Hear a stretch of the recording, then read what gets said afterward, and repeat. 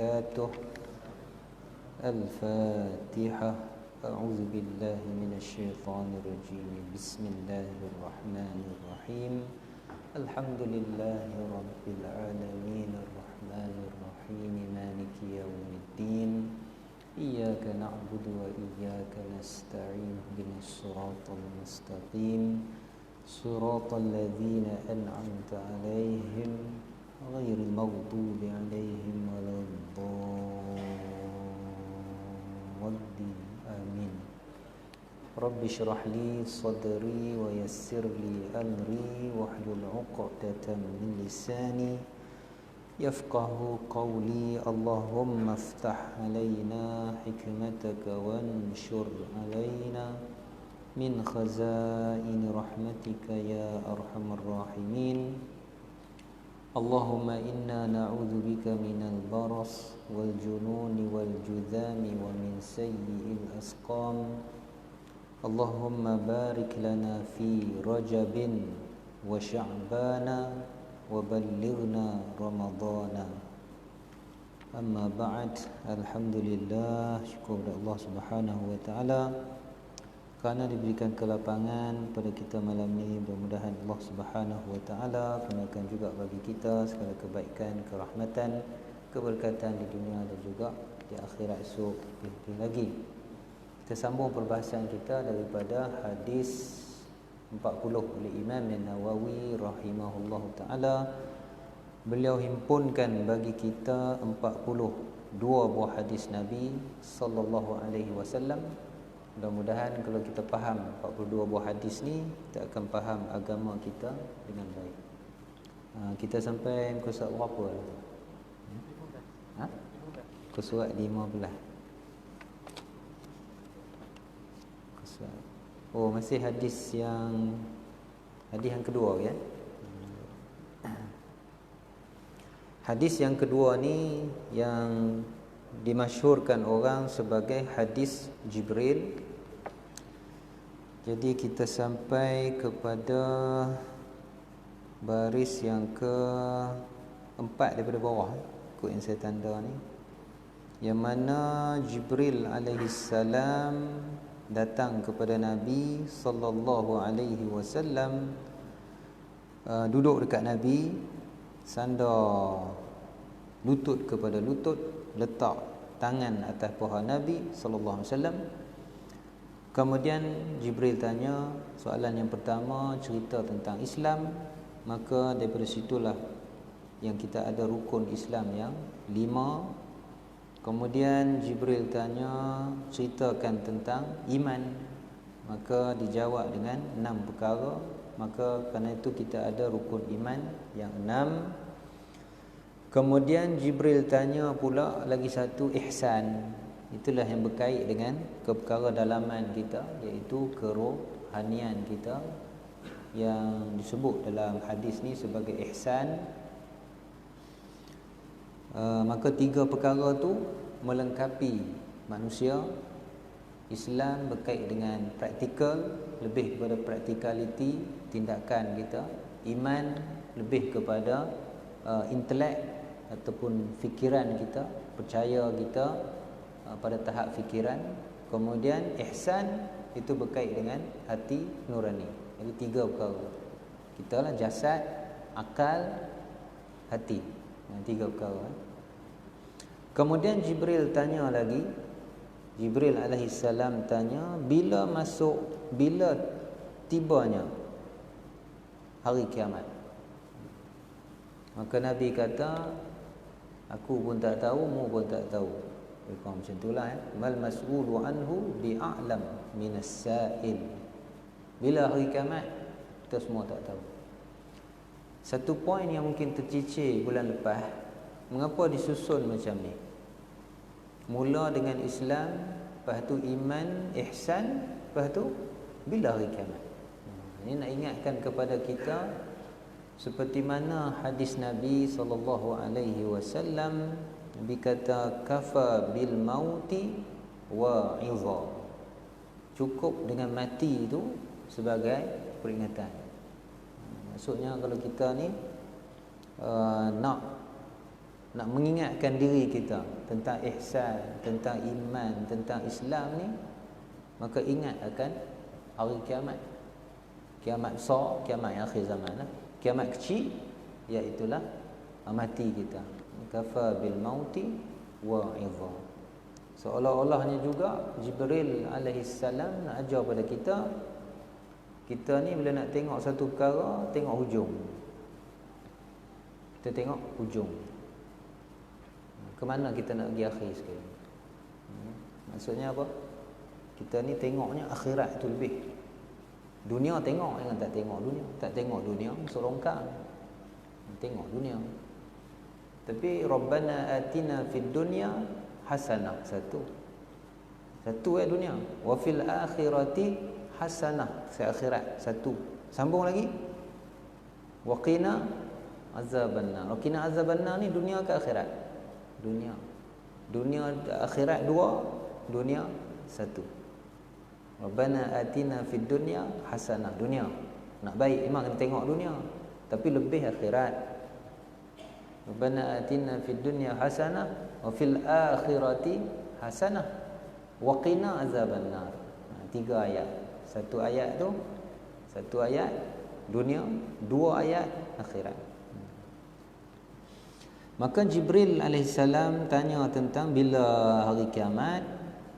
Nabi tak tahu, Nabi cerita tak tahu. Kemudian Jibril tanya, ini yang kita sambung fa akhbirni an amaratiha. Maka ceritakanlah kepada aku tentang tanda-tandanya. Tanda-tandanya maksudnya tanda-tanda hari kiamat. Maka waktu sini Nabi SAW pun ceritalah. Maka Nabi pun kata tanda boleh tahu. Macam kita lah, tanda nak mati tu boleh. Bila nak mati tak ada. Tanda-tanda boleh jadi. Confirm betul tak tahu. Doktor paling pakar pun tak boleh nak cerita kat kita bila betul-betul mati. Walaupun dah kena stage berapa sekalipun, belum tentu. Tapi tanda dia boleh cerita. Kan? Tanda lembah jantung, tu tanda nak matilah. Tanda aja. Bila mati tak tahu. Tanda memang boleh dikhabarkan. Maka Nabi pun kata antalidal amatu rabbataha. Ini yang pertama. Antalidal amatu rabbataha, iaitulah mak akan melahirkan tuannya. Mak akan melahirkan tuannya. Itu tanda akhirat. Mana tanda dekat dah kiamat. Dekat betul. Kalau nak ikut dekat tak dekat ni, bila Nabi tu lahir je, Nabi tu jadi Nabi lahir je, itu tanda kiamat lah tu. Kerana Nabi Muhammad SAW tu pun namanya Nabi akhir zaman. Jadi bila baginda SAW lahir, itu pun dah dekat lah tu. Tapi dekat-dekat tu pun dah 1400 tahun lebih lah, kan? Tapi yang ni lebih dekat lagi. Bila Jibril kata, Nabi SAW kata, bila seorang mak, seorang dalam setengah tafsiran, seorang hamba melahirkan tuannya. Macam mana jadi ni? Macam mana jadi? Ni macam-macam tafsiran ulama. Macam-macam tafsiran ulama. Tapi untuk sekadar ni kita suka untuk pegang kepada tafsiran yang menyatakan maka nanti di hari kiamat, di hujung zaman, tanda kiamat itu mak akan takut pada anaknya. Gitu kan. Itu yang lebih kita rasa selesa. Ada lagi tafsiran-tafsiran lain. Contohnya banyaknya hamba. Orang perempuan jadi hamba. Jadi banyak. Jadi perempuan ni bila hamba, dia lahirkan anak aja daripada tuan dia, maka bila tuan dia mati, dia pun merdeka. Anak tu memang merdeka. Anak tu jadi tuan. Gitu kan. Dan ada tafsiran lain lagi. Tafsiran yang kita rasa selesa, iaitulah mak dia akan takut pada anak dia. Dia rasa macam nak tegur tak boleh. Macam-macam takut lah. Takut kepada anak. Jadi anak tu macam lebih berautoriti berbanding dengan anak. Dan kita akan tengok anak banyak derhaka. Maksud dia lebih kurangnya macam tu. Memang ada pun sekarang dan makin banyak. Apa bukti makin banyak? Bukti makin banyak kerana rumah-rumah orang tua pun makin banyak. Di Kuala pun ada. Di Kuala pun ada. Kuala ni besar mana sangat. Kan? Tapi ada rumah untuk jaga orang tua.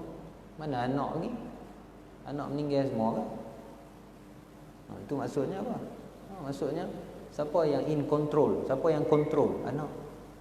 Anak yang hantar mak ayah pergi ke rumah orang tua-tua yang mana tak wajar. Amat tak wajar sangat.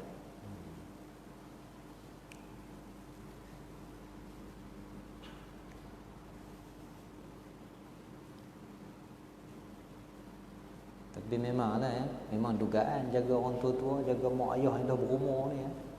Memang dugaan. Saya tengok yang mana tengok viral Ustaz Syamsuri. Bagus dia cerita kan. Bagus. Cerita bab jaga orang tua-tua. Bila mak ayah dah berusia. Bagus dia cerita. Ustaz Syamsuri kalau cerita bab apa ni, cerita bab adab. Bab adab. Bagus. Tapi kalau cerita bab fiqh, tak apalah. Cerita bab fiqh. Cerita bab doa, apa ni, tak payah amin. Tu tak payahlah ya. Apa cerita tak payah amin? Ada viral satu tak payah amin waktu doa apa khatib. Khatib doa kita nak kena amin ke tak payah amin? Amin ke tak payah amin? Kita dah selama ni doa amin. Tiba-tiba viral. Tak boleh amin. Pening orang. Orang sepatut bincang bab khutbah ni supaya jemaah tak tidur. Ini bincang supaya tak payah baca amin. Jadi yang tidur tu kata, eloklah aku tidur. Dia masalah khilaf, tak payah nak timbul. Masalah khilaf. Amin waktu khatib baca doa. Angkat tangan waktu khatib baca doa. Lepas tu yang terbaru ni apa? Doa ramai-ramai. Itu semua khilafiyah. Perkara memang ulama berbeza pandangan. Tak payah bangkit. Tak payah. Siapa nak angkat, tak mau angkat. Bukan nak sembang bab hujah boleh, nak sembang bab hujah boleh. Tapi kita tanya dekat dia lah. Kita tanya ke orang suka duk sembang bab-bab ni kan. Dia semayang di Malaysia baca bismillah lah. Lepas jadi imam, baca Al-Fatihah, baca tak bismillah? Baca bismillah tak? Baca kan? Kalau pergi ke Saudi baca tak? Tak baca. Ada masalah apa? Ada masalah tak? Di Malaysia kita baca bismillahirrahmanirrahim, alhamdulillahirabbilalamin. Tak ada masalah. Pergi Saudi, tentang pergi buat umrah, pergi buat haji, ada tak baca bismillah? Tak ada. Terus je alhamdulillahirabbilalamin. Terus je kan? Ada masalah apa? Ada pernah orang timbul tak? Siapa baca bismillah waktu Al-Fatihah semayang bid'ah, ada tak? Tak ada. Kalau yang tu tak ditimbulkan, tak payahlah timbul masalah angkat tangan, masalah amin, masalah tak payahlah. Kita di Malaysia ikutlah cara keadaan di sini. Bila kita pergi ke Saudi, janganlah kita pula jadi imam, kita pula baca bismillah lah. Tak kena lah. Maksudnya apa? Di Malaysia kita boleh baca bismillah. Bila pergi ke Saudi, tak payahlah baca. Jadi di Malaysia kita berdoa lah. Dah biasa. Yang dipegang oleh masyarakat umum, baca amin, angkat tangan. Tu je lah. Gitu kan. Kalau kita nak bincang panjang, nanti hadis yang keempat ke kelima. Itu pasal bid'ah, kita bincang panjang kat situ. Tapi poin dia satu je. Kalau nak bincang hari ni kan, at-tarku la yuntiju hukman. Itu kena ingat sangat. Salahnya orang bila bincang bab bid'ah tak bid'ah ni kat situ. Dia lupa kaedah tu. At-tarku la yuntiju hukman.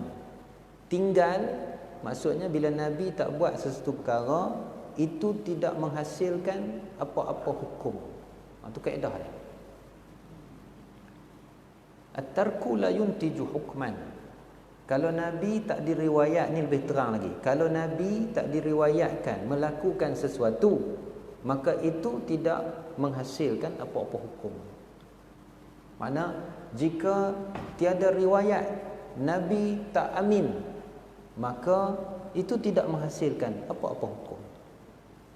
Jika tiada riwayat Nabi angkat tangan waktu doa, itu tidak menghasilkan apa-apa hukum. Jika tidak diriwayatkan apa lagi? Nabi baca doa ramai-ramai, itu tidak menghasilkan apa-apa hukum sekalipun.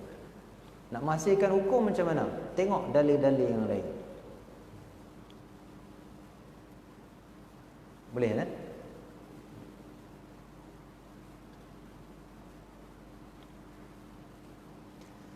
Baik, sambung cerita Ustaz Syamsuri tadi ni. Ustaz Syamsuri ni sembang tentang apa ni? Tentang bab adab, cukup bagus. Cukup bagus. Dia peringat tentang macam mana nak jaga mak ayah ni bila dah berusia. Diuji, kan? Ada siapa-siapa yang tengok tak? Cukup bagus.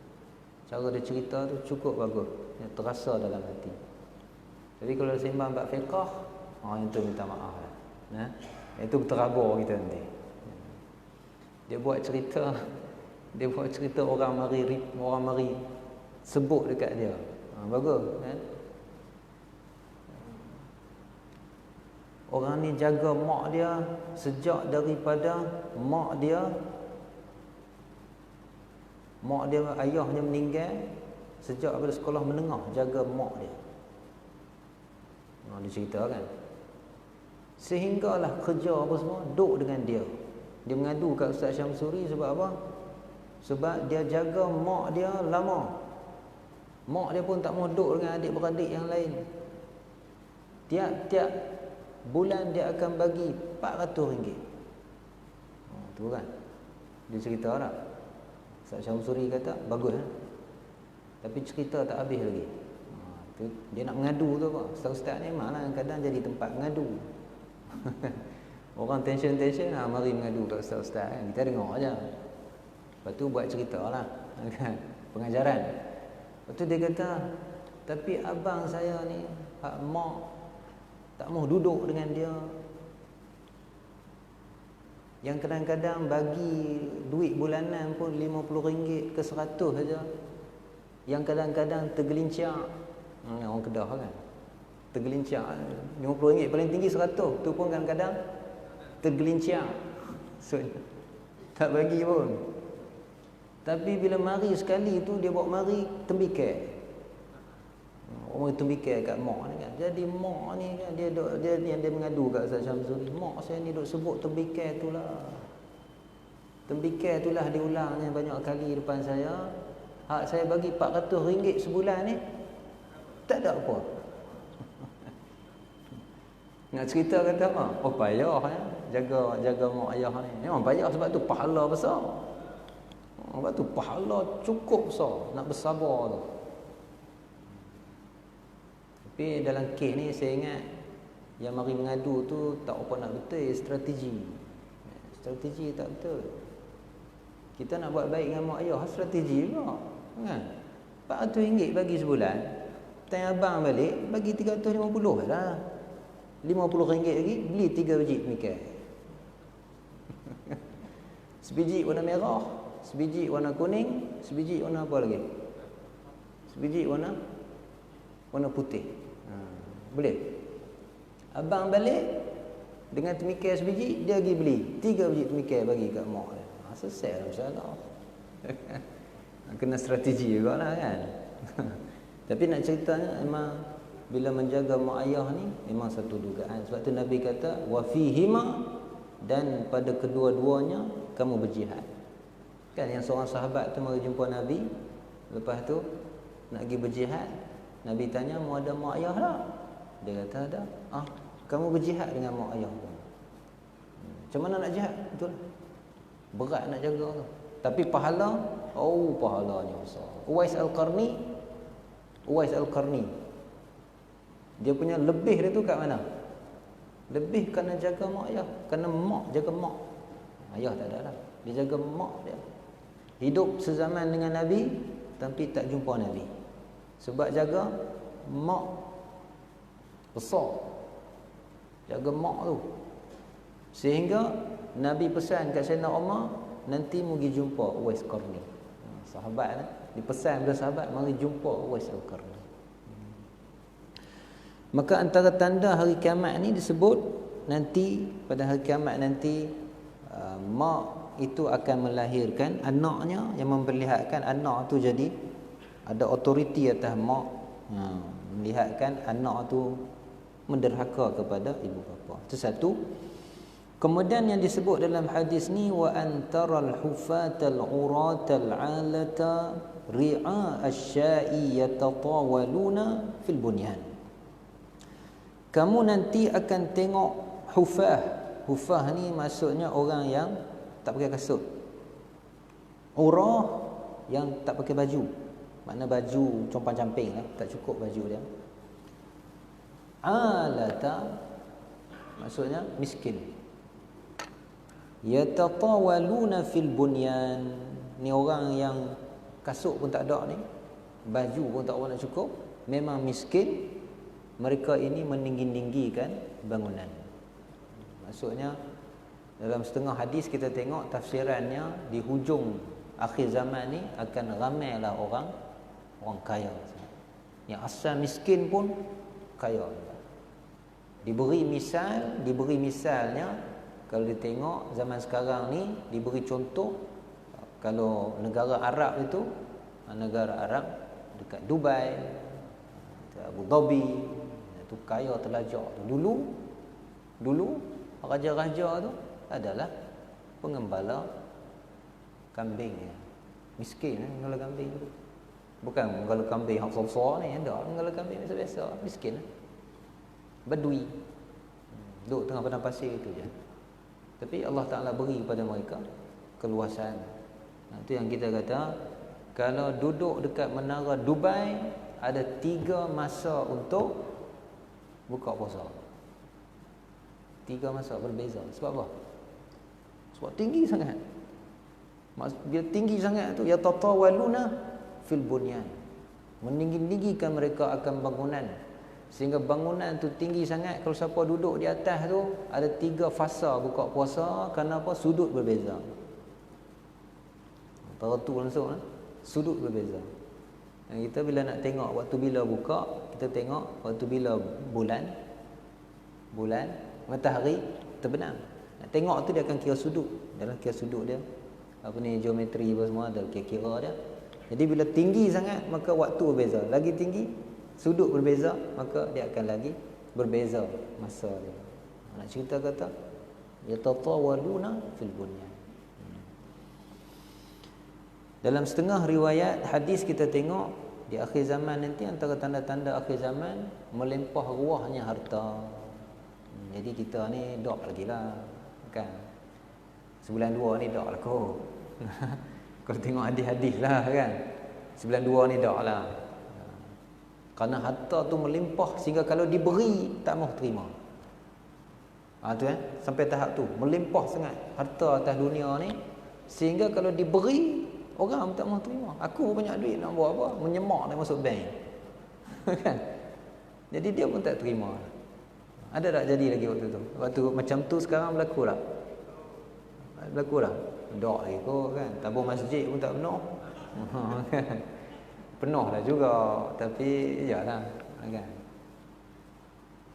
Kalau dah tabung masjid pun penuh lah, tutup lah pun tabung, kan? Kita hulur bagi kat semua tak mahu lah. Itu memang dekat ifadatul mal, harta ni melimpah ruah sangat. Jadi sebulan 2 ni dah lah saya rasa kiamat besar lah. Kiamat kecil, kiamat mati ni.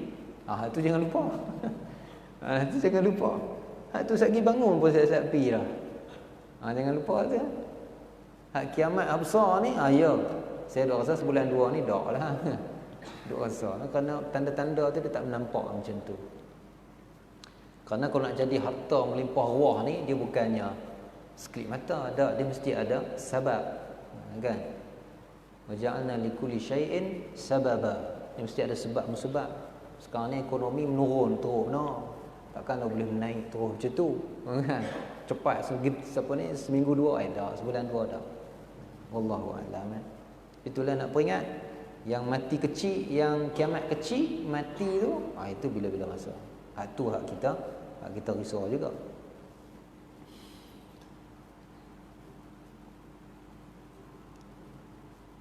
Summan talaqa, kemudian dia pun pergi. Siapa yang pergi? Jibril. Maka dia cerita pada kita dua saja tanda-tanda hari kiamat kat sini, ya.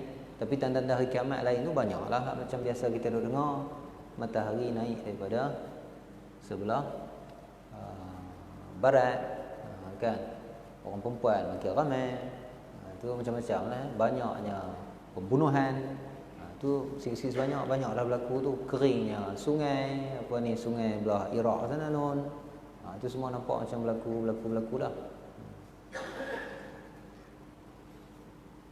Keluarnya Ya'juj dan Ma'juj, keluarnya dabbatul ard, menatang daripada dalam bumi, keluar makan, keluarnya asap mematikan. Jadi macam-macam lah, banyaklah tanda-tanda. Cuma hak disebut dalam hadis ni dua ni aja. Allah alam mengapa disebut dua ini saja. Summan talaqa, kemudian dia pun pergi. Siapa yang pergi? Jibril. Dah tanya-tanya tu jawab, Jibril pun pergi. Falabistu maliya, maka aku pun tunggu beberapa ketika. Siapa yang tunggu?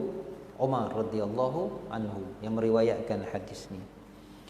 Summa qal, kemudian dia berkata, yakni Nabi berkata kepada Sayyidina Umar, ya Umar, wahai Umar, atadri manis sa'il, adakah kamu tahu siapa yang bertanya?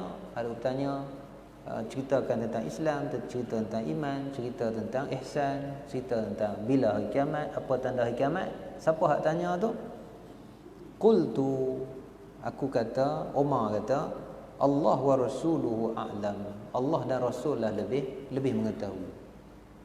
Kadang senang kita jawab begitu, kalau kita tak tahu, kita jawab aja, aku tak tahu.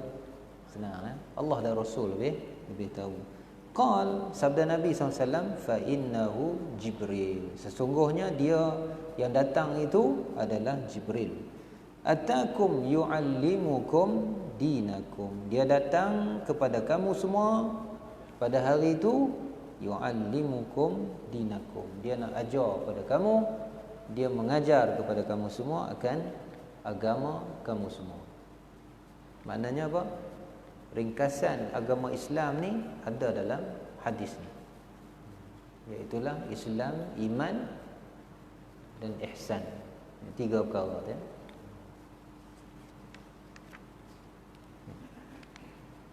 Itu secara umum kita bincang hadis ni. Mari kita tengok secara terperinci. Muka surat 17, pengertian hadis dan pengajaran.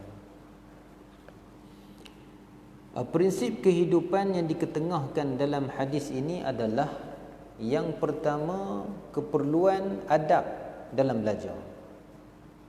Itu antara prinsip nak cerita dalam hadis ni. Kerana itu diceritakan macam mana Jibril mari duduk rapat-rapat tu. Itu kan, tu adab tu. Tu adab. Duduk rapat. Berhubung anggota, antara murid dengan guru. Itu kita sebut tu, itu adab betul-betul lah. Kalau ada ruang, kan. Selain daripada tu, banyak lagi adab lah. Bukan ni aja, Antara adab yang paling utama waktu menuntut ilmu ni, niat, ikhlas kepada Allah SWT. Itu paling utama. Niat paling utama. Tapi hak ni yang rosak kan. Orang mengaji sekarang ni sebab apa? Masjid, okeylah masjid. Kalau di universiti, kalau di sekolah rendah, sekolah menengah, orang mengaji sebab apa? Nak lulus periksa. Tu rosak tu sebenarnya. Nak lulus periksa. Lagi nak dapat CJ. Lagi nak kerja. Itu memang dibincang. Kalau kita nak buat satu program baru, ijazah apa-apa, tengok pasaran kerja ada tak? Pasaran kerja ada tak? Kalau tak ada pasaran, tak boleh buat. Seolah-olahnya macam bila kita mengaji ni nak kerja. Tapi sebenarnya tak boleh macam tu. Sepatutnya mengaji ni memang kerana Allah Ta'ala suruh kita mengaji. Bolehlah nak sijil apa semua tu boleh, tapi itu jadi secondary. Maksudnya yang kedua, yang ketiga, yang keempat. Tapi mengaji yang paling utama kerana Allah Ta'ala suruh kita. Ayat pertama turun, Iqra. Maksudnya apa? Iqra, belajar. Surah pertama yang guna huruf muqatta'ah tu. Alif lam mim yasin tu huruf muqatta'ah. Surah pertama turun guna huruf muqatta'ah, surah Nun. Lepas tu wal qalami wama yasturun. Cerita tentang apa? Ilmu. Nun wal qalam, demi pen. Wama yasturun, dan apa hak mereka tulis. Maksudnya apa tu? Ilmu. Jadi kita mengaji ni kerana nak kan menyempurnakan suruhan Allah Ta'ala. Itu nombor satu. Kena peringatlah anak-anak kita hak pergi universiti, hak pergi sekolah apa semua. Dan memang macam tu pun sebenarnya. Berapa ramai orang pergi universiti ambil bahagian ni, lah kali jadi benda lain. Ramai tak? Ramai. Saya tengok pergi Azhar balik jual sate. Dia mengaji tukang masak, lah kali jadi ahli politik. Ada tak tu? Ada.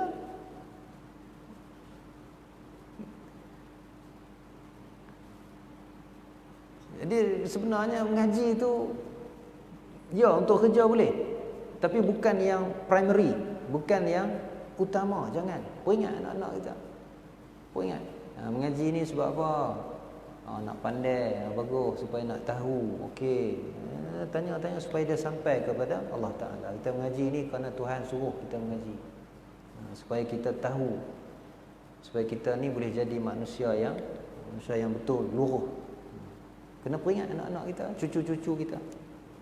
Dan banyak lagi adab-adab belajar lain. Kalau sebab saya mengaji dulu, peringat sungguh ni bab adab mengajar ni. Tok Guru duk ulang selalu. Anak murid mesti tolong Tok Guru, khidmat Tok Guru. Tu antara adab dia. Adab dia. Tok Guru betul-betul lah macam kami kan, tak ada apa kan. Tak payahlah khidmat. Tok Guru betul-betul alim ni, betul-betul beramal ni. Betul-betul sungguh ni. Khidmat, beri pada dia, khidmat. Khidmat, penting tu khidmat. Tok Guru saya duduk berulang sangatlah. Kena khidmat kepada Tok Guru. Dia cerita tu jujur sungguh lah. Bukan nak suruh khidmat kepada dia tu, dah. Tapi memang tu adab dia bila kita mengaji. Bila kita dapat ilmu pada orang, kena khidmat kepada Tok Guru tu. Dia duk ulang selalu lah. Kawan dia hak buka pondok tapi jenis tak mau khidmat. Buka pondok lawa dah, angin mari sapu habis atap-atap pondok habis tibuk. Jadi saya duk ulang yang tu selalu. Nak peringat supaya khidmat kepada guru, dan dia adalah sebahagian daripada adab mengaji. Kemudian prinsip kehidupan yang kedua, keperluan memahami tingkatan Islam, iman dan ihsan. Islam, iman, ihsan. Kita kalau kita tak mahu bertarikat ke, tak mahu nak minat tasawuf ke, ambil yang ni pun cukup dah. Islam, iman, ihsan. Cukup dah. Maksudnya Islam zahir, buat semayang apa semua tu kan. Iman, bila kita semayang tu kita rasa memang kita sendiri kena semayang. Itu iman lah tu. Ihsan, bila kita semayang tu rasa tak mahu berhenti semayang. Itu ihsan. Kadang orang tanya kan, khusyuk semayang ni macam mana? Payah agak nak cerita. Tapi saya rasa jawapan paling senang sekali, nak tahu khusyuk tak khusyuk ni, habis semayang nak semayang lagi tak? Tu. Kalau habis semayang terus naik motor, tak khusyuk. Habis semayang. Orang bagi salam tengok atas motor lah. Tu tak khusyuk tu. Tu tak khusyuk. Khusyuk ni bila dia habis semayang, dia mau semayang lagi. Tu khusyuk. Jadi tu dia punya tingkatan tu. Nak cerita pada kita ni pun mesti ada tingkatan-tingkatan tu. Kita bayar zakat, ya, mula-mula kita bayar zakat benda zahir. Rasa terpaksa, rasa macam kan. Tapi kemudian bila iman tu ada dalam hati kita, kita bayar zakat, kita bayar dengan rela kita. Ihsan, kita bayar zakat tu rasa nak bayar lagi. Tu ya. Dia mana rasa tu lebih lagi. Tingkatan-tingkatan.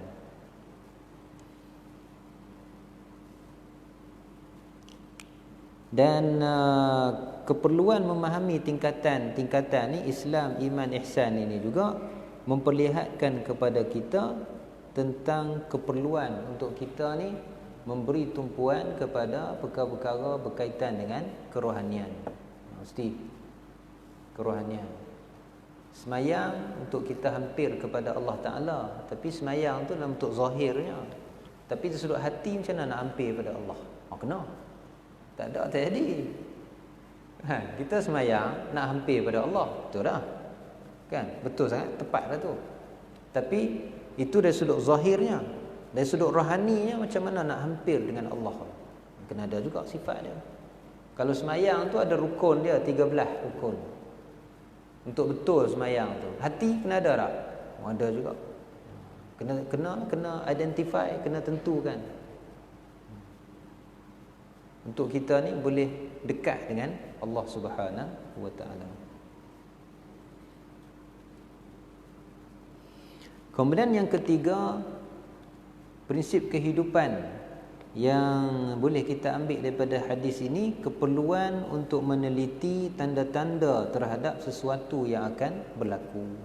So dalam hadis ni adalah hari kiamat. Tapi secara umumnya kita ni kena tengok tanda-tanda. Kerana Allah Subhanahu taala dia jadikan bagi kita tanda-tanda. Malah alam ni semua ni adalah tanda kepada dia. Gitu kan. Setiap apa hak berlaku tu sebenarnya ada tanda. Cuma sama ada kita ni boleh baca ataupun tak boleh baca. Kita boleh faham ataupun kita tak boleh faham. Tapi setiap sesuatu berlaku, semua ada tanda.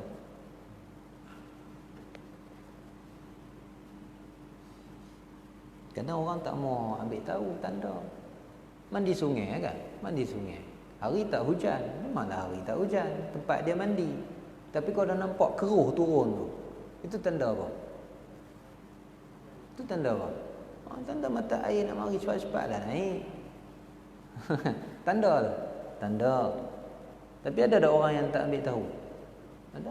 Kenapa tak ambil tahu? Tak belajar. Tak fikir.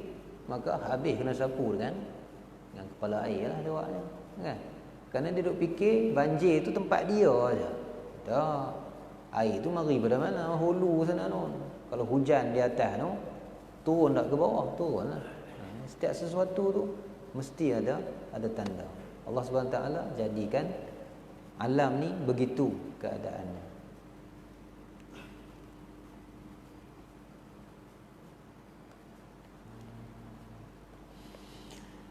Pengertian hadis ini berkaitan adab belajar turut dinyatakan dalam hadis 19. Ini kita ada ulang perkara ni. Kenapa? Nak ceritakan bahawasanya Imam An-Nawawi rahimahullah ta'ala bila tulis kitab ni, kitab Hadis 40 ni, dia tulis berdasarkan kecenderungan dia sebagai seorang murabbi. Sebagai seorang murabbi, dia akan mengulang. Mana dia nak didik orang, dia akan mengulang. Jadi sebab tu kan kalau tengok dalam hadis 40 ni, dia ulang dah sama. Macam hadis 1 dia ulang dalam hadis yang ke-29 kalau tak silap. Macam hadis ni cerita tentang apa? Cerita tentang adab belajar. Dia cerita juga tentang adab belajar dalam hadis yang ke-19. Kenapa? Penting sangat. Jadi dia akan ulang. Maka kita pun sama jugalah. Sama juga. Dan mengulang ni bukan saja-saja, kerana Quran sendiri pun mengulang. Quran sendiri pun ulang benda yang sama. Kalau tengok surah Ar-Rahman, berapa kali ulang? Fabi ayyi ala rabbikuma tukadziban. Berapa kali dia ulang? Banyak kali. So apa kena ulang banyak kali? Kerana kita ni memang nisyan. Insan ni dia nisyan, dia lupa. Jadi sebab tu kena ulang. Maka Imam Nawawi pun ambil manhaj, kaedah yang sama, maka dia ulang. Jadi sebab tu kita perasan baca hadis 40 ni, kadang kita fikir siapa hadis dah cerita dah sama. Bab bid'ah 2-3 kali cerita. Ulang. Kenapa? Kerana perkara tu penting. Kenapa? Kerana manusia tu memang kena senantiasa diulang. Sebab tu kita pun bila berzikir, mana ada orang zikir sekali? Ada orang astaghfirullah sekali ya. Ada 3 kali, 10 kali kan. Subhanallah berapa kali? Ada subhanallah sekali ya. Tak ada 33 kali. Gitu kan. La ilaha illallah berapa kali? 10 kali. Itu warid dalam hadis 10 kali. Jadi dia mesti ada ulangan. Berulang-ulang kita melakukan satu perkara. Jadi insya-Allah nanti kita sambung lagi, kita bincang dengan lebih mendalam hadis yang kedua ni. Yang baik pada Allah Taala, yang kurang minta maaf banyak. Qul qouli hadza astaghfirullahal azim li wa lakum. Wassalamu alaikum warahmatullahi wabarakatuh.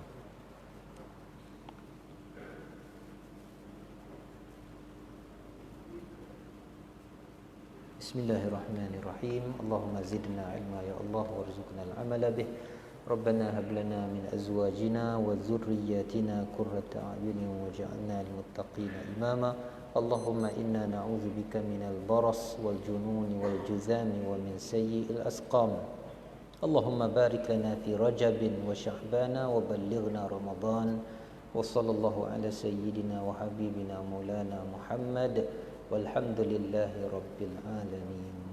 Taqabbalallahu minkum.